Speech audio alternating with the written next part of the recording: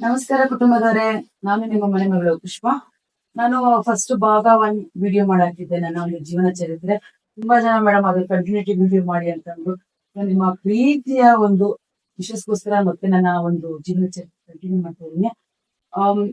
ಅಷ್ಟೆಲ್ಲ ನನಗೆ 2004 ನನ್ಗೆ ಸೋಮೇಶ್ರೀ ಮತ್ತೆ ತೇಜಸ್ ಇಬ್ರು ಹುಟ್ಟಿದ್ಮೇಲೆ ನನ್ಗೆ ನನ್ ಮಗಳು ಹುಟ್ಟಿದ್ಮೇಲೆ ನನ್ನ ಜೀವನದಲ್ಲಿ ಏನೋ ಒಂಥರ ನನ್ಗೆ ಹಾನಿ ಬೆಲೆ ಬಂದಂಗಾಯ್ತು. ಯಾಕಂದ್ರೆ ನಾವು ಮಕ್ಳಾಗಿಲ್ಲ ಅನ್ನೋದೊಂದು ತಿಳಿದಿದೆ. ಅದೆಲ್ಲ ಹೋಯ್ತು. ಒಂದ್ ಸ್ವಲ್ಪ ನನ್ ಮಗಳು ಲಕ್ಷ್ಮಿ ತರ ಹೋಗ್ತಿದ್ವು, ಮನೇಲಿ ಚೆನ್ನಾಗ್ ಆಗ್ತಿತ್ತು, ಚೆನ್ನಾಗಿತ್ತು. ಅದ್ರ ಜೊತೆಗೆ ಸೊ ಜಾಯಿಂಟ್ ಫ್ಯಾಮಿಲಿ ಎಲ್ಲಾರು ಹೀಗೆ ಇತ್ತು. ಸೊ ಮುಂದೆ ನಾನು ಅನ್ಕೊಂತಾ ಇದ್ದೆ, 2 ಮಕ್ಳಾಯ್ತು. ಈಗ ಮಕ್ಳು ಏನಾದ್ರೂ ಒಂದ್ ತಿನ್ನೋದಕ್ ಬೇಕು ಅಂದ್ರೂ ನಾನು ನಮ್ಮ ಯಜಮಾನ್ರ ಹತ್ರ ದುಡ್ಡು ಕೇಳ್ಬೇಕು. ಇನ್ನೊಂದು ಬ್ಲೌಸ್ ಹೊಲ್ಸಿದ್ರು ನಮ್ಮ ಯಜಮಾನ್ರ ಹತ್ರನೇ ದುಡ್ಡು ಕೇಳ್ಬೇಕು.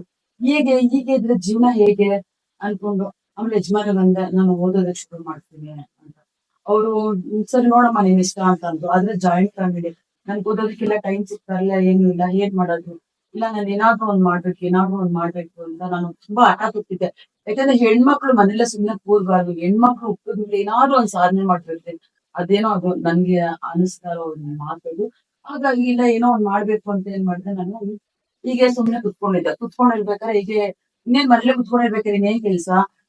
ಅಷ್ಟ್ರಲ್ಲಿ ನಮ್ಮ ಯಜಮಾನ್ರದ್ದು ಸ್ಯಾರಿ ಫ್ಯಾಕ್ಟ್ರಿ ಹಾಕಿದ್ರು, ಮಗದ್ ಫ್ಯಾಕ್ಟ್ರಿ. ಅವ್ರು ಸ್ಯಾರಿ ನಂಗೆ ಬುಟ್ಟ ಕಟಿಂಗ್ ಕೊಡೋರು. ಈಗ ಸೀರೆ ಮೇಲೆ ನೀವು ಬಾರ್ಡರ್ ಬರುತ್ತೆ ನೋಡಿ, ಶಿಶಾದ್ರೆ ಹೂವ ತರ ಬರುತ್ತೆ ನೋಡಿ ಬಾರ್ಡರ್ ಸೀರೆ ಮೇಲೆ.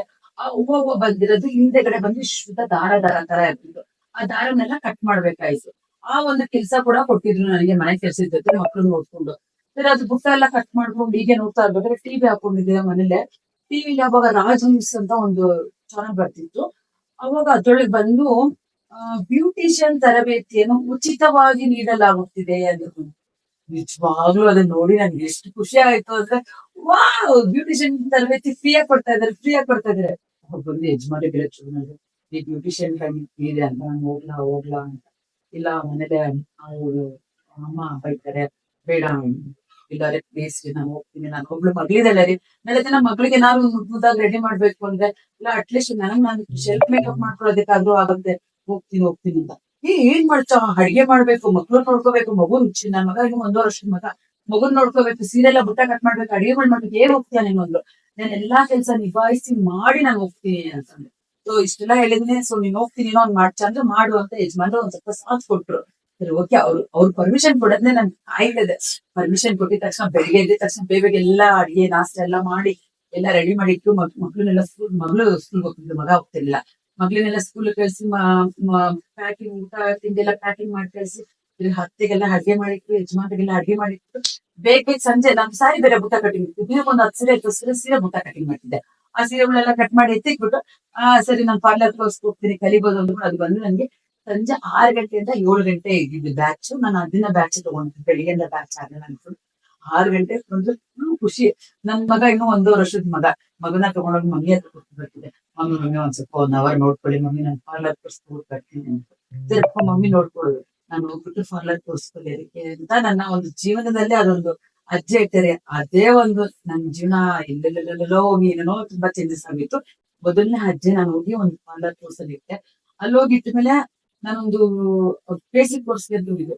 ಕೋರ್ಸ್ ಕಲಿತಾ ನನ್ಗೆ ಆಸೆ ಆಯ್ತು, ಬರೀ ಬೇಸಿಕ್ ಕೋರ್ಸ್ ಕಲಿತ ಏನ್ ಮಾಡ್ಲಿ, ನಾನು ಅಡ್ವಾನ್ಸ್ ಕೋರ್ಸ್ ಕಲಿ, ನಾನೊಂದು ಪಾರ್ಲರ್ ಮಾಡೋಣ. ನಾನು ಜಸ್ಟ್ ನನಗೋಸ್ಕರ ನಾನು ಕಲಿಯೋದಕ್ಕೆ ಹೋಗಿದ್ವು. ಆದ್ರೆ ನನ್ನ ಆಲೋಚನೆ ನೋಡಿ ನಾನು ಪಾರ್ಲರ್ ಇಡೋವರೆಗೂ ಹೋಗ್ಬಿಡ್ತು. ಪಾರ್ಲರ್ ಕಲಿಯೋದಕ್ಕೆ ನಾನು ಅಡ್ವಾನ್ಸ್ ಕೋರ್ಸ್ ಕಲಿತೆ, ಹಾಗೆ ಡಿಪ್ಲೊಮಾ ಕೋರ್ಸ್ ಕಲಿತೆ. ಅಡ್ವಾನ್ಸ್ ಕೋರ್ಸ್ ಡಿಪ್ಲೊಮಾ ಕೋರ್ಸ್ ಕಲ್ತ್ಮೇಲೆ ಅಷ್ಟೇ ಸಾಕಾ?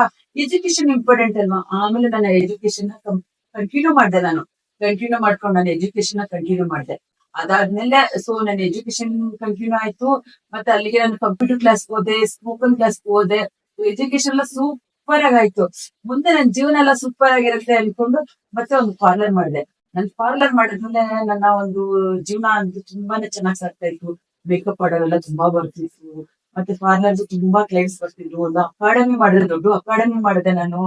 ಅಕಾಡೆಮಿ ಮಾಡಿ ಕ್ಲಾಸಸ್ ಹೇಳ್ಕೊಡೋದಕ್ಕೆ ಶುರು ಮಾಡಿದೆ, ಪಾರ್ಲರ್ ಹೇಳ್ಕೊಡೋದಕ್ಕೆ ಶುರು ಮಾಡಿದೆ. ಆದ್ರೆ ಆಮೇಲೆ ಅದೇನಾಯ್ತು,